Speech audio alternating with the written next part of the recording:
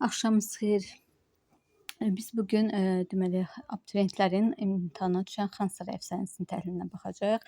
Bu yalnız yəni abituriyentlərin imtahana düşür, MİQ imtahana düşmür. E, Bildiyimiz kimi bu əfsanə janrındadır, epik növdədir, mövzu ictimai mövzudadır. Başlayaq təhlilə. Demək, Şəki xanı bir gün ustanı yanına çağırıb deyir: "Qocalmışam, istəyirəm adımı əbədiləşdirəm, bir saray tikdirəm. Gərək dünyada ona bərabər ikinci bir saray tapılmasın." Mahir usta xanın qabağına şərt qoyur: "Əməyimi qiymətləndirsəniz, tikərəm." Xan dərhal razılığını bildirir. "Əgər saray ürəyimcə olsa, o qurub yaradan əllərini qızıla tutaram." Qoca usta qoca xana etiraz edir: "Qızıl qiymət ölçüsü deyil, xan. Mən istəyirəm ki, siz sənətə, sənətkara qiymət verəsiniz." Xan ustaya söz verir.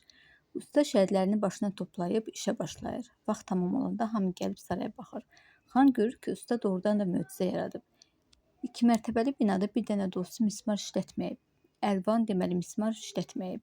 Əlvan rənglər, heyrət doğuran şəbəkələr, divarlarda məhəbbət və qəhrəmanlıq dastanlarından götürülmüş süjetli şəkillər, günəş işığında bərq vuran şüşə günbəzlər əsl sənət incisi idi. Sarayın gözəlliyindən olduqca məmnun qalan xan ustadan soruşur. Deməli, xan bu belə deyək də, sənətdən məmnun qalır. "Əhsən əllərinə usta, de görüm bundan da yaxşı saray tikə bilərsənmi?" "Xan sağ olsun, tikərəm." Xan marağını gizlədə bilmir. "Bəs niyə mənim sarayımı bundan yaxşı tikməmisən? Hansı cəsarətlə bütün bacarığını və məharətini əsirgəmisən?" Qoca usta qəzəbli xan qarşısında susmur. "Xan sağ olsun, insanın sənətkarın əməyini qiymətləndirəndə yaradan əllər qara daşdan sədəf düzəldir." Biz bunu ideya olaraq da götürərik ki, əsərin ideyası budur ki, sənəti, əməyi qiymətləndirəndə yaradan əllər qara daşdan sədəf düzəldir. Xan qəzəblənir. "Bəs sənə verdiyim bir ətək qızıl? Siz mənə əmək haqqı vermisiniz, amma sənətimə qiymət verməmisiniz." Xan qeyzini fərmana çevirir. "Sənlə körsən, qədir bilməzsən. İndi sən o yaradan əllərini başın bir oyuna açım ki, bütün ustalara, sənətkarlara dərs olsun." Xanın əmri ilə qoca ustanın yaradan əllərini, bir ölkəni yaraşığa mindirən əllərini kəsirlər. "Sən zalımsan, zülmkarsan, ancaq beləsi yaradanı kəsə bilər. Onu bil ki, onun yaratdıqları intiqamı səndə qoymayacaq. Onların arasında rahat nəfəs ala bilməyəcəksən. Keyf işrət məclisləri qura bilməyəcəksən. O binalar sənin deyil, mənimdir. Onlar səni qəbir kimi sıxacaq." Xan usta istehza ilə gülür. "Yaradan əlləri kəstirmişəm. Onlar bir də qurub yaratmayacaq." Qoca usta əllərinin ağzını dur, xandan belə istehza ilə gülür. "Sənə elə gəlir ki, mənim əllərimi kəsmisən, amma buna sənin gücün çatmaz. İndi mənim əllərim şəhidlərimdədir. Məndən sonra onlar qurub yaradacaqlar.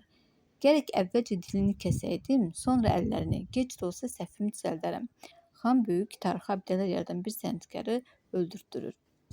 Deməli, burada obraz olaraq Şəki xanıdır və ustadır, qoca ustadır.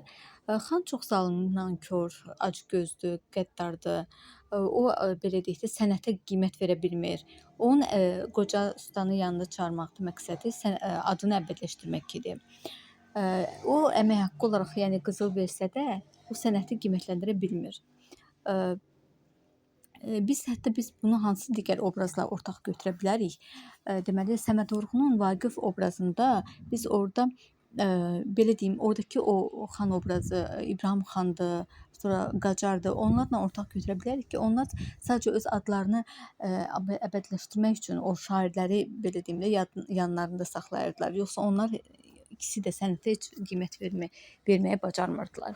Bu obrazlarla ortaq götürə bilərik. Orada Qacar obrazı ilə bu xanı da ortaq götürə bilərik ki, o da əvvəldə Vaqifi, daha doğrusu əllərini kəsməkdə deyirdi. Sənin həcv yazan əlini, dilini kəsəcəyim. Buna görə ortaq götürə bilərik.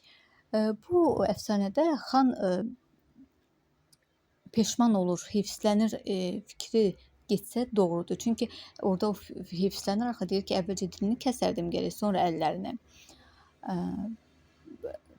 Sonra xan barədə nə demək olar? O sonda belə deyək də, ustanı öldürtdürür. Sən qoca sənətkarsa, qoca usta isə mahir ustadır, sənətini sevən, qiymətləndirməyi xandan istəyir. Biz onun dili ilə xanın və zülmkar, nə qədər zalım və zülmkar olduğu fikrini görürük. Biz bunu Nizaminin Sultan Səncər və Qarı əsərində də görə bilərik ki, Sultan Səncər, üzr istəyirəm, Qarının dilindən də biz Sultan Səncəri nankorluqda ittiham edir. Buna görə biz bu əsərindəki qocanı qarı ilə ortaq götürə bilərik bu cəhətinə görə. Belə.